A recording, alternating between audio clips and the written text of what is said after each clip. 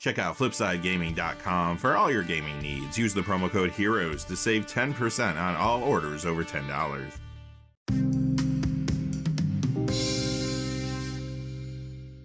Hey there, this is John from Heroes and Legends, and welcome to the first episode of the Magic the Gathering Market Watch Boom or Bust.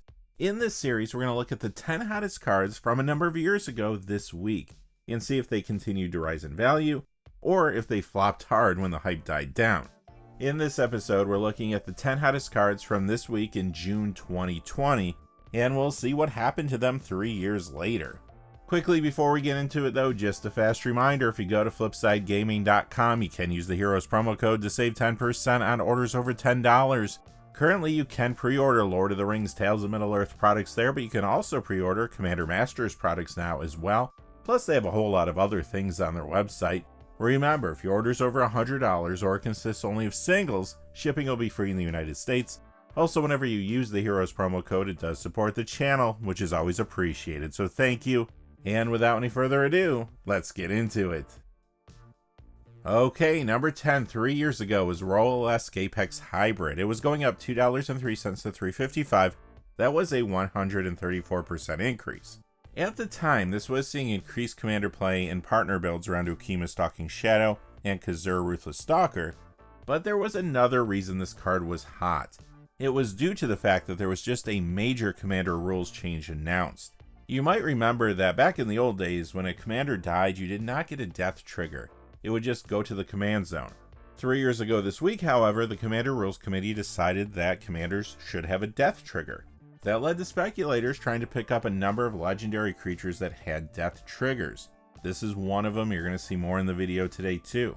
So the big question, what happened to this card in the last 3 years? Well, since then it has seen less commander play.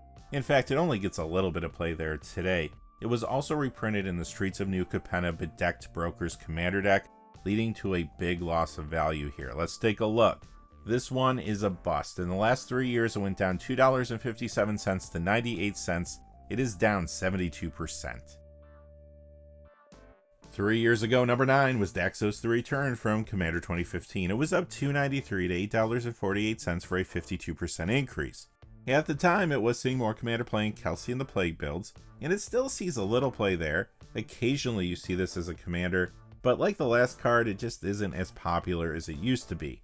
It also got reprinted in the list. Add it all together and you have another bust. In the last 3 years, it's gone down $4.53 to $3.95 for a 53% decrease.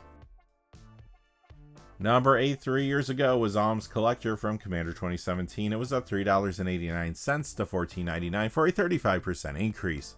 This was seeing increased commander play at the time around the partner commanders Brawlin Sky Shark Rider and Shabraz the Sky Shark, but the big reason it was hot tied into Core Set 2021 previews.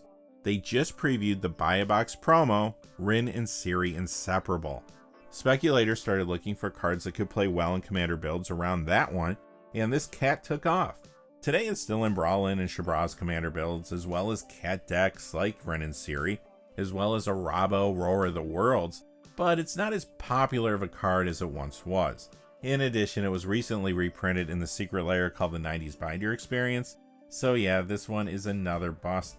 In the last 3 years, it's gone down $6.56 to $8.43, that's a 44% decrease. Number 7, 3 years ago, was Bramaz, King of Oreskos from Born of the Gods. It was up $4.05 to $19.99, that was a 25% increase. This one was also moving up because of the Rin and Ciri preview, since it was a very good cat for commander builds. Today you still see this in Rin and Ciri and Arabo commander decks, among other builds in the format.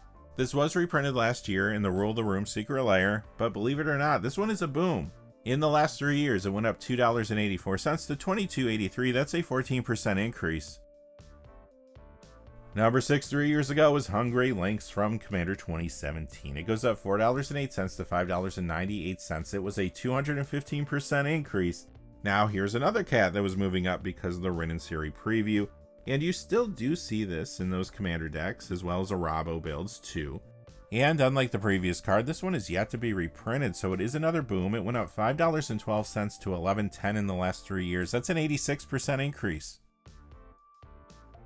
Wheel and deal from Onslaught. This week in 2020, it was the number 5 card, and it went up 432 to 1197 for a 56% increase. At the time, it was seeing increased commander play in Xyriz the Writhing Storm decks.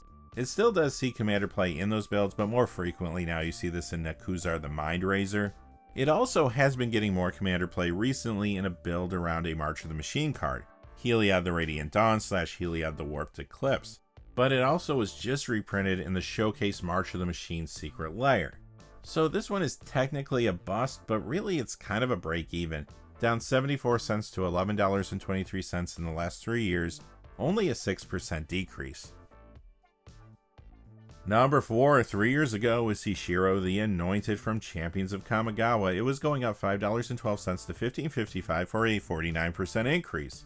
Back then, this was also seeing more commander play in Xyriz the Writhing Storm, which was a popular new build at the time, and it's still in those decks today as well as other decks in the format, but it's just not as popular now as it was then.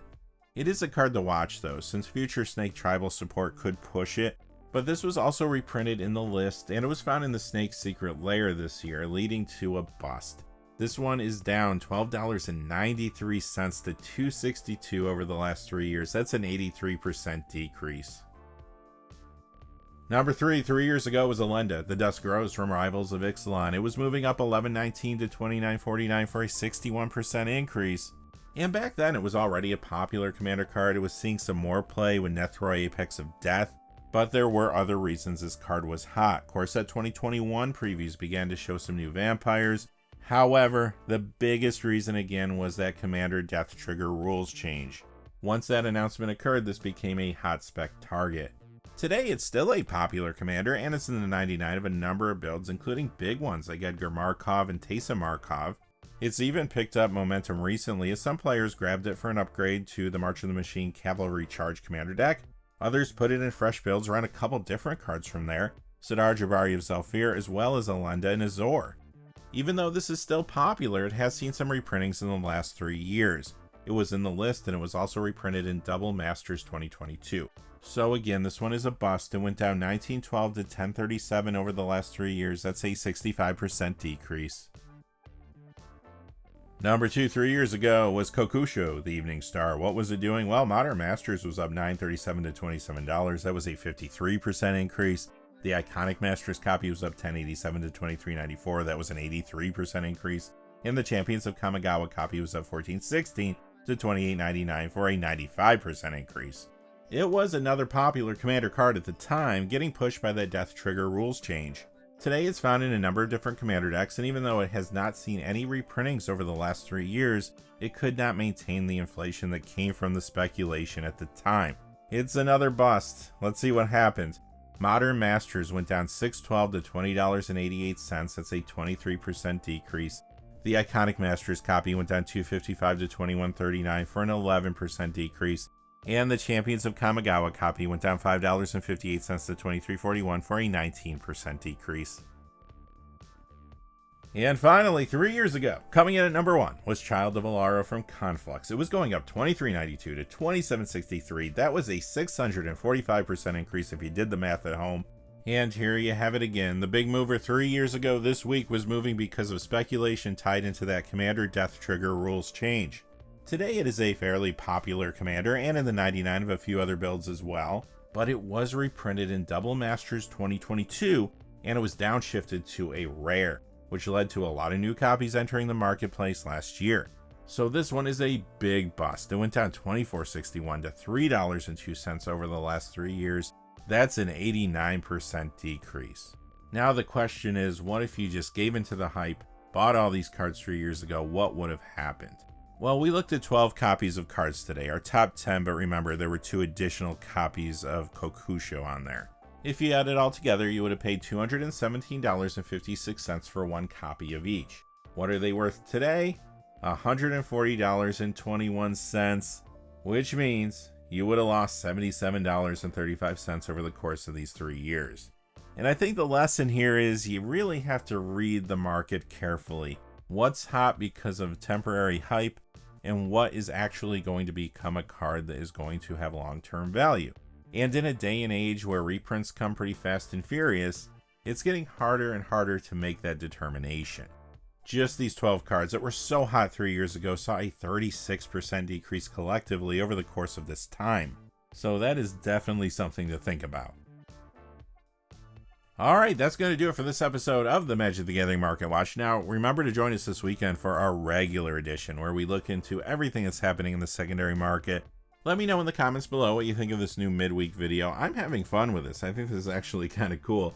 The top 10 hot card videos we were doing, a lot of times those cards did repeat in the weekend editions, so I wanted to try something different. Hope you like it. Until next time though, hey, thanks for watching. Please remember to like and subscribe, and have a great day. Hey, thanks for watching. This video is made possible through the generous support of viewers like you on Patreon. Check out the description below for links to our Patreon page, as well as our Amazon affiliate store, where a small percentage of all sales will also help support the channel. Finally, if you haven't had a chance yet to subscribe, hit that subscribe button so you don't miss any of the new videos on Heroes and Legends. Talk to you again soon, and have a great day.